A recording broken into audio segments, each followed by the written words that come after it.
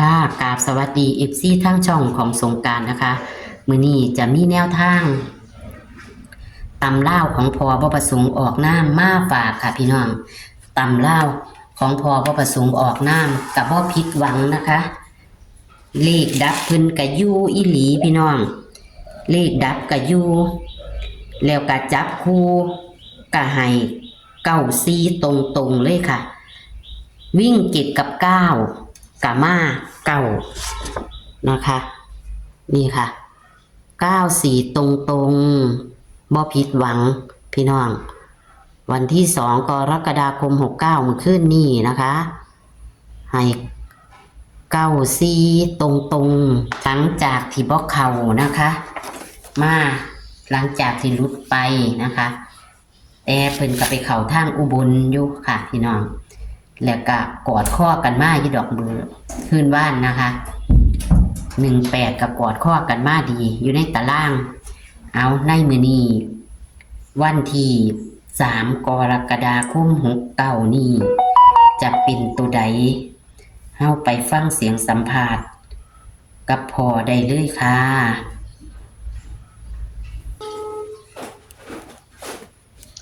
โอ้ สวัสดีค่ะพ่อไม่ได้ค่ะเลขเข้ากับเขาแล้วตรงๆเลยเนาะเมื่อคืนนี่ครับเข่าเก่าซีตรงๆค่ะให้วิ่งเก็ดกับเก่ากับมากเก่าพี่น้องเอ้ยผู้ใดใดน้ำพอเนาะเลี้ยงน้ำชากาแฟพอในเด้อค่ะ ข้าวตรง94ตัวนิ้นด้วยเนาะพอเลขดับกับยู่ค่ะอยู่ไปนั่งว่าบ่ได้ได้หลายหมดแล้วไปนั่งว่า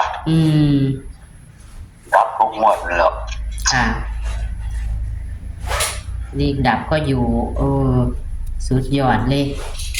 เอามื้อนี้ก็หวังว่าจะเข้าอีกเนาะพ่อว่าเป็นตั้งแต่ใหญ่ค่ะเอาเลขในตารางเลยค่ะ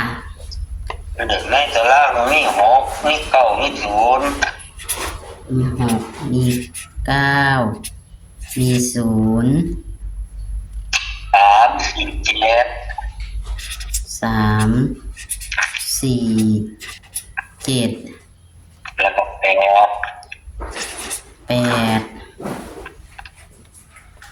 ตัววิ่งมี6กับ9ได้6กับ9แห้งตัวใดพ่อ6กับ9เด่นที่6ได้เด่นตัวนิ่นตัวใดมาตัวนั้นดีล่ะเนาะมื้อคืนนี่นิ่นเก่ากับมาเก่าดีล่ะเนาะพ่ออาจารย์คือนี้ก็ว่าเย็ดแต่ว่าเก่าบ่มาดอกเก่าบ่มาดอก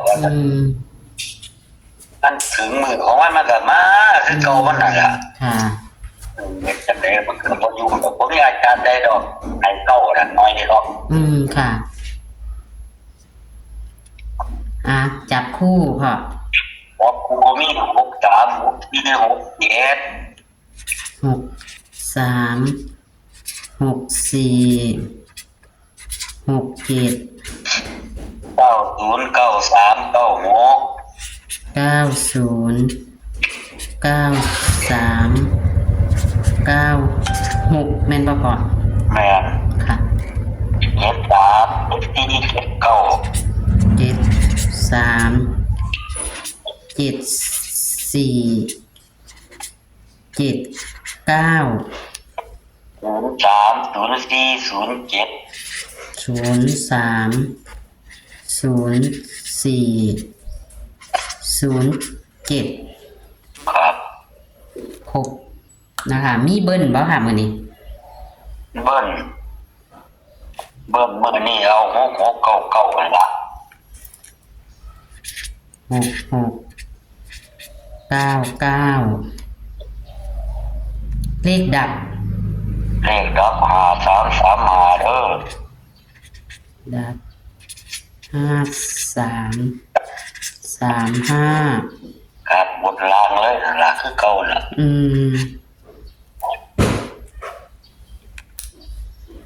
ดับยูค่ะ 5335แล้วก็ตัวนิ่นมีตัวใดแน่พ่อเลขจับคู่ ตัวนี้นี่รับหกแล้ว63 64 67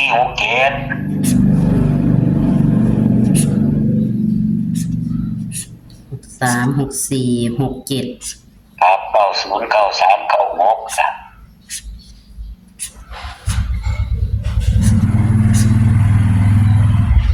ค่ะนินตัวใดก็เข้าตัวนินอยู่ดีล่ะเนาะมีความฝันประกอบนำบ่ล่ะพ่อ พ่อฝันนี่ได้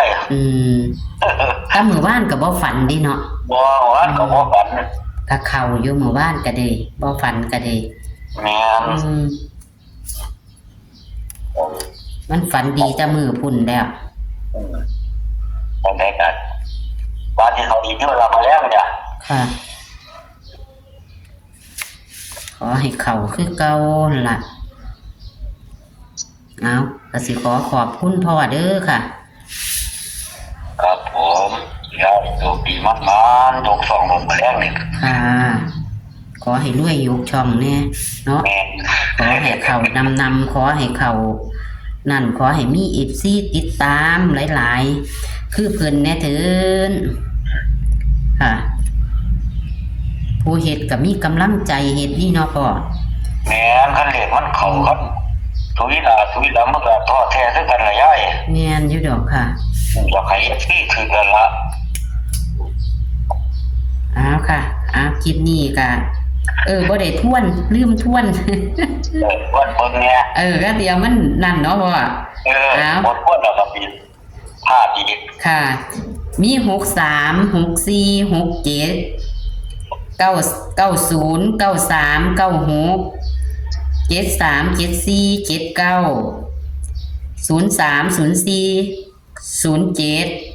ครับ เนาะค่ะแล้วก็เลขเบิ้ลมี66 99เนาะค่ะ ครับผม ค่ะ เลขดาบบนล่าง5335ค่ะก็ขอบคุณพ่ออีกครั้งหนึ่งค่ะ ครับผม สวัสดีค่ะค่ะ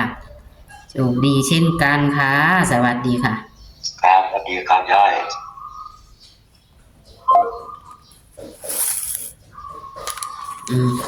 ตัวเลขแนวทางของพร้อมขึ้นกะบ่ผิดหวังค่ะคันเข้ากับเข้าน้ำกันเด้อพี่น้องสังเกตเบิ่งดีๆเซียนเพิ่นที่อยู่ในช่องนี้นะคะมื้อนี้พอเพิ่นก็สิให้รวยยกช่องอีกพี่น้องพอก็สิให้รวยยกช่องอีกกะมื้อคืนนี้บ่ผิดหวังนะคะเลขวิ่งเพิ่นให้เก็บกับเก้าให้เก็ดกับเก้ากับมาตัวนะคะกับเข่าเก้านะคะพี่น้องมากเก้าเลยเพิ่นเน้นเก้าอีกตั้งหากเพิ่นจับคู่กับ22หางคือเก้าแต่ขันเข่าห้างเทียเข่าทั้งบุญทั้งลางทั้งไปทางอุบลกับพร้อมกันเด้พี่น้องเมื่อคืนนี่เด้อนี่เข่าเก้าซีตรงๆค่ะ94ตรงตำล่าวของพอบ่ประสงค์ออกน้ำให้จิตกับเก้าวิ่งรูด9กับมากเก้าของเพิ่นอีหลีเอาไปรูดเอาไปนั่นกับเข่า94เลยล่ะค่ะพี่น้องแต่เพิ่นจับคู่ให้เพิ่นก็นิ่น6หางกับเข่าตัวนิ่นของเพิ่นอยู่นะคะวันที่3กรกฎาคม69ตำล่าวพอบ่ประสงค์ออกน้ำอย่าลืมอย่าเผลออย่าพลาดเลขในตารางกับกอดข้อกันมาดีค่ะพี่น้องนี่ค่ะเลขในตารางกันเดกอดข้อมาดีตัววิ่งพอกะให้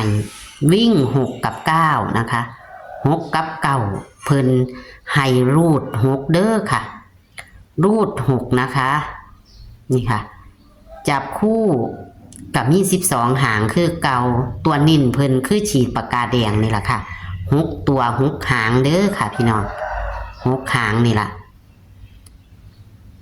แล้วก็ดับยูค่ะพี่น้องเมื่อคืนดับ48กับยูนี่ค่ะเลขดับเพิ่น5335เป็นเลขดับเลขเบิ้ลกันเบิ้ลก็มี66 99เด้อค่ะกันเบิ้ลพี่น้อง เอาแคปหน้าจอค่ะเอามือนี้เพิ่นกว่าสิมาอีกละค่ะเพิ่นกว่าสิบ่พลาดนะคะลืมเข่าแล้วของเพิ่นนะคะกันเข่ากับบางเทียกับเข่า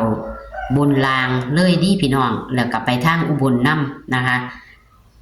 บางเทียกับไปทางอุบลน้ำเด้อค่ะพี่น้องเอาพี่น้องทางอุบลกับติดตามไว้นะคะคลิปนี้ก็ฝากไว้ซ้ำนี้ค่ะพี่น้องเป็นแนวทางตำเล่าของพอบ่ประสงค์ออกน้ำนะคะก็อยากให้นำชากาแฟเพิ่นกะทักเพิ่นไปได้ค่ะจะขึ้นเบอร์โทรเพิ่นให้เด้อค่ะพี่น้องหรือว่าอยากไปถามตัวเลขแนวทางโดยตรงกับเพิ่นกับไปได้ค่ะถามได้นะคะเพราะว่าของพอบ่ประสงค์ออกน้ำก็จะขึ้นเบอร์โทรให้เบอร์โทรของเพิ่นให้นะคะของเซียนผาสุกคือกันค่ะจะขึ้นเบอร์โทรเพิ่นให้แล้วก็เซียนไส้ว่านคือกันค่ะเอาคลิปนี้ก็ฝากกดไลค์กดแชร์ให้กับพอบ่ประสงค์ออกน้ำและช่องของสงกรานต์เหมือนเดิมค่ะเอาโชคมันมื้อแรงนี่ค่ะสวัสดีค่ะ